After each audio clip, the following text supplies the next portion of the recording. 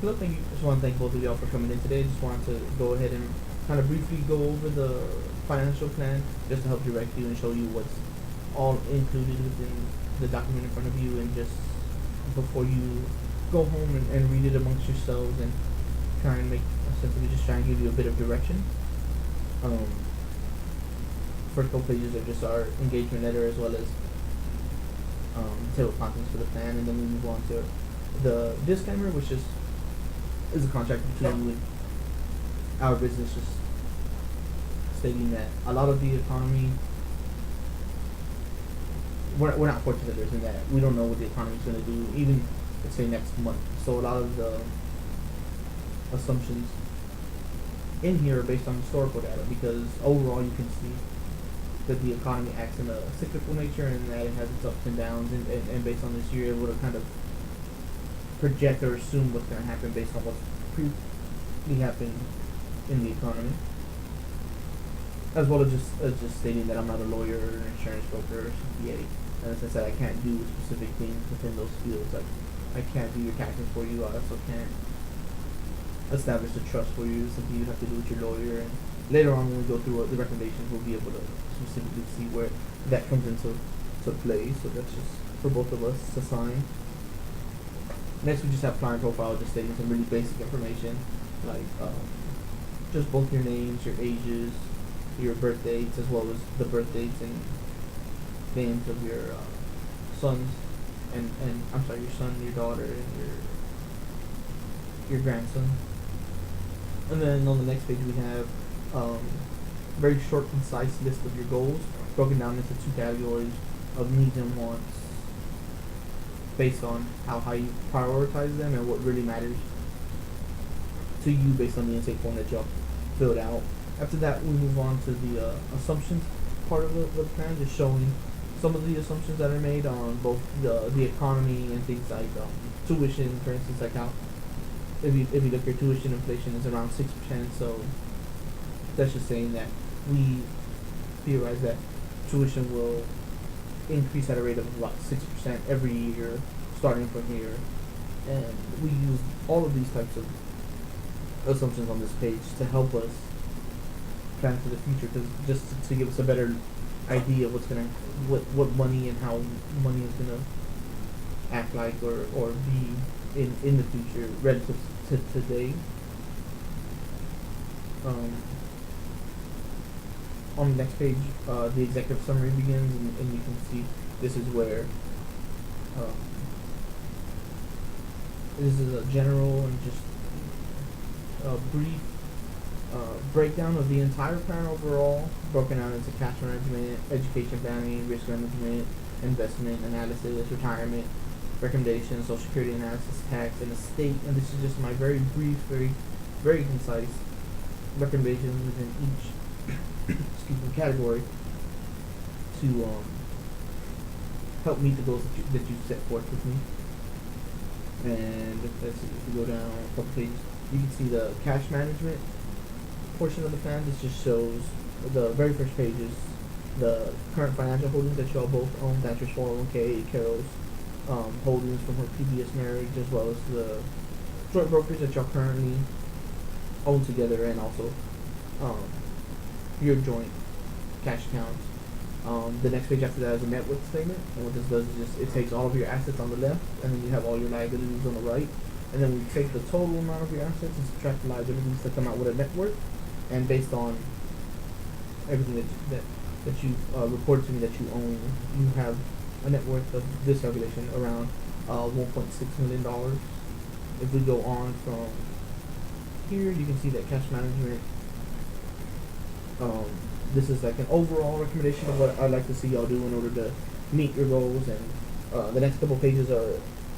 a budget, an annual budget based on what you told me you spend monthly and how much you make yearly. And on the monthly expenses, I just extrapolated those to 12-month figures to get to the year, and then kind of compare what you're making and what you're spending on an annual basis. And at first, it looks like you would be making less than what you're spending, so making put an extra strain on your credit lines. But looking at your current holdings and what your goals look like, I think one of the main recommendations for this plan is that you take out currently a sum of a little bit over $80,000 from Dasher's 401k, and since you're already age 60, it wouldn't be that much of an issue to take out a small amount such as that, and and use this money to help free up money during the year to make sure that you're able to actually fund all the goals that you'd like to have set up for your retirement. So, for instance, I would from that the money you take out, I would take out $11,000 of it and use it to pay off the remaining loan you own on the Mercedes Carol's car. And this, coupled with cutting back in certain areas that I've highlighted on the right side of the table, you can see on a couple pages down, if you combine these two, the amount of money you have at the end of the year is actually positive now, and we were able to set up a fund to start paying off some of your credit card debt, and then have your payment going into Bregman's college fund here that we'll talk about later, and still maintaining your Roth contribution every year that I saw that you would like to continue, and then for the rest of the money later on, based on my recommendations for your insurance policies, and this could help fund some of those recommendations, and also setting up an emergency fund, which we'll talk about if you see on the next page. There's your ratios of financial well-being, which is so based on your current financial standing, they help give insight as to the health of your finances. And for instance, we were just talking about the emergency fund, and if you look at your let's say your liquid assets to total monthly expenses, the figure's around 4.8, and if you turn it into a percentage, this just shows you that if you were, let's say, both stop working at this point in time, the money that y'all currently have saved in cash in your checking and savings, and if you were able to liquidate your bank certificate of deposit, this money would be able to last you 4 months until y'all would be able to get reemployed. And although the 4 months isn't a bad thing, we'd want to see it higher, and that's what setting up an emergency fund would be able to do. It says here, if you look at number 4, annual savings relative to your annual gross income is around 9%, and which is a very good practice that I know y'all have done on your own, which is very good. In general, we like to see around 10% or more. Better, the more you can do is always going to be better. And with the extra money that with my recommended budget, you would be able to start putting into the into a dedicated emergency fund, just to help bring that ratio a little bit higher. If we go to the next page, we get into the first goal, which was Bregman's college fund, just making sure that he has money for school, and you didn't specifically state how much or what exactly you wanted to fund. So I took a baseline of using just first the tuition cost, the estimated cost to go to an in-state university, and then we took that figure and grow it using the rate of college tuition inflation, and we grow it to 15 years later when Bregman's going to be in starting school. And this would then you can see, if you go a couple pages down, there's an Excel spreadsheet, and it shows for instance, in 2033, going to college and an in-state university is estimated to cost a little bit over or around $61,000 relative to today, where it costs about $25,000. And if you take that and then the increase over the next 3 years from that first year, combine that into one total, the total cost of going to school for the tuition for Bregman would be $265,000 in future dollars. So what we can do is scale that back to what do we need today in order to invest into an account that grows at, for instance, we have an investment right here of almost 6.2%. So how much money will we need in that account in order to grow it to back to the $65 some odd dollars, and um, based on my previous, like during the cash management, taking out that sum of money, I would use 70,000 of it to front load um, a 529 fan, Utah's um, my 529 fan, in order to get a good starting point, and then on an annual basis you can invest around $2,000, and then by the time Bregman's 18, we'll be able to fully fund that cost of his tuition. And if this isn't enough money, or maybe you want to dive into where is he gonna live and his books and that type of stuff, maybe down the road we can come back to this figure and either add to it or try and do a little bit more aggressive savings in the amount that you save annually, just to give it a little bit extra boost. Let's see, if we go down to the next portion, you get to risk management, and this deals with all of your insurance policies in that nature. I didn't have a lot of your physical policy statements, other than maybe I think your disability that I was able to get from y'all. So these are my general, and I'm just going to speak from a general standpoint in that this is what I hope you'll have, and if y'all don't know, we can help implement, and I can show you also. For instance, with auto and homeowners, I'm just going to assume that you have just the basic coverage that y'all currently can get for both your cars and home, and I just want to make sure that within that policy you have a vacant land coverage clause, just to help protect the 50 acres of land that y'all do own, and also maybe extending your coverage to things like personal property that lost through theft from like one of your cars, or one of your cars was to get broken into. Any of the stuff that was stolen wouldn't be covered, but only the damage done to the car during the breaking could be covered. So for instance, HO5 plan would be able to cover something like that, and just a plan like that with a vacant land clause in it would be appropriate for what y'all currently own and your needs. If you go down, I would recommend maybe looking into adding a liability or an umbrella clause to your current policies if possible, if not buying a separate one, just to protect against any potential lawsuits that might come about just through accidents or negligence, just to help protect everything that we're setting up right now in your current financial holdings. When it comes to life insurance, I do see that there's a bit of a gap in how much y'all currently are covered for. For instance, if Thatcher were to die, he'd need almost an extra $1 million to make sure, Carol, you were okay between when he dies today, all the way, just to make sure that you're able to still retire and still fund all the goals that you want. And likewise, if Carol was to die today, you would need almost an extra $370,000 to make sure that you would be able to fill the void, to make sure he's able to get on to the retirement portion of his life. And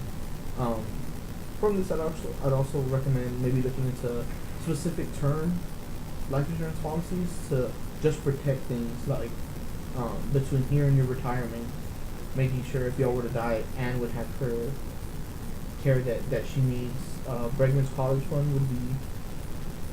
covered. Jenna's wedding, and as well as paying off some of your liabilities, like your mortgage and then the car note left on the Chevy.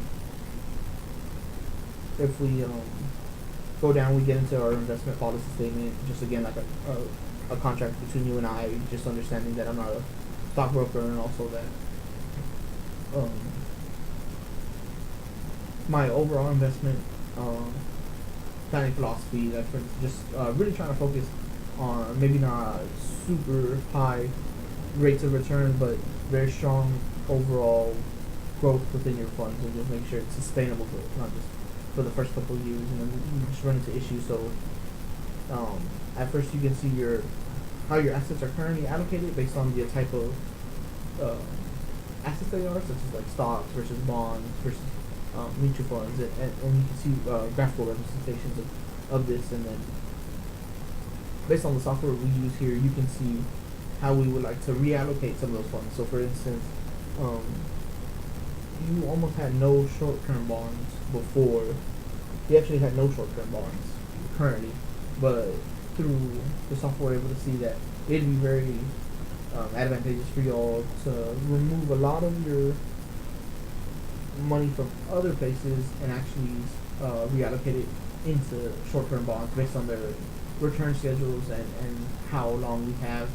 around the 10 years to fund your retirement plan. And let's see if we keep going on. This is just, it gets into retirement planning. This is kind of like some of the more hands-on things that we need to talk about, such as when you first came in here, you have these goals and this amount of money that you make, this asset holdings, and when you want the goals to happen, and how much each goal is going to cost, and based on that, we can just put all your money, just leave it there, and just dedicate the funds to those specific goals. And when y'all want to retire, based on what the software thinks, this plan would be able to stay healthy around 60% of the time, which just isn't really what we feel is acceptable or safe to do. So if you read through this, you can see my recommendations in order to help bring that number from 61% all the way up to 85%, which is within what we call the confidence interval, just making sure that your money is able to sustain you all during the time, and just so your money doesn't run out and lasts the entire length of your thing. So for instance, I'd really recommend if you were to retire a year later, you would already gain a little over 10% probability of success. And if you were to retire 2 years later, we would already be able to get up to the 85% mark, along with cutting back on some of the goals, like maybe not leaving $200,000 for your kids, but move it down to $150,000, and then getting a $30,000 car every 6 years as opposed to a $40,000 car every 4 years. Things like that, and every one of those is laid out, and you can also see at the very end of this portion how it affects the plan and how much more sustained growth there is, and we have the chance of failure just by these recommendations. So if you just read through those, and if it's something that's super you're opposed to, such as retiring 2 years later, or for instance stature, I think it'd be very wise for you to maybe work part-time at the very beginning of your retirement for the first 2 years, just to help transition from employed to the retirement phase. Then we get into the estate planning, just the type of maybe readjusting your will. I didn't get physical copies of that, but just making sure that it's up to date, and if you send me copies, I can read over it, and we can come back and meet and talk about that specifically. I'd also like to see y'all establish a living will, just in case one of y'all were to become incapacitated in a hospital state, and just what would you like done specifically for yourself, for your loved ones to carry out for you. And also maybe a special needs trust for Anna, just to put money in there so that whenever a certain time comes, or if y'all both pass away, the trust would go to her, and any money that she takes out of there for qualified expenses, for health expenses, would be able to come out of there tax-free after all the years of growth that it's had. If you go on to the next page, this is just the last page is the action plan, and this is just almost like a checklist of sorts, just from right now when y'all get ready to leave all the way up until the end of the year. Just things that I want to hopefully see y'all do based on the recommendations that I've made for y'all, and that even if these aren't exactly what y'all like to see, come back or call me, email me, or set up an appointment, and we can come back and talk about any of the things within the plan. And again, just thanking you for choosing to do this with us, and applauding yourself for making such a wise choice in planning for the future, not just for yourselves but also for your family. And thank you.